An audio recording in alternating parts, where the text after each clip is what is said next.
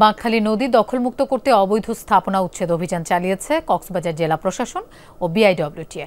নদীর স্বাভাবিক গতিপ্রবাহ ফিরিয়ে আনতে সব অবৈধ স্থাপনা না হওয়া পর্যন্ত অভিযান চলবে জানিয়েছে সংস্থা দুটি। এর আগে তৈরি করা হয় 350 দখলদারের তালিকা। কক্সবাজার শহরের প্রাণকেন্দ্র কস্তারাঘাটে বাঁকখালী নদীর দুই তীরে ঘরবাড়ি, দোকানপাট, ব্যবসা প্রতিষ্ঠান সহ অবৈধ স্থাপনার ছড়াছড়ি। নদী বন্দরের জায়গাও দখল থেকে বাদ পড়েনি।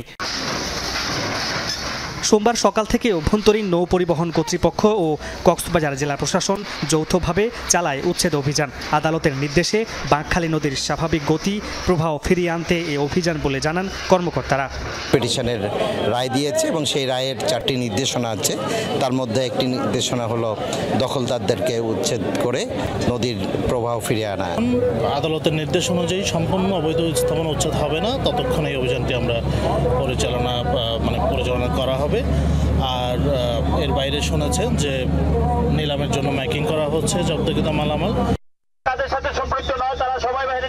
অভিযানের আগে মাইকিং করে মালামাল সরিয়ে নেয়ার নির্দেশনা অমান্য করে বিপাকে পড়েন দখলদারদের অনেকে।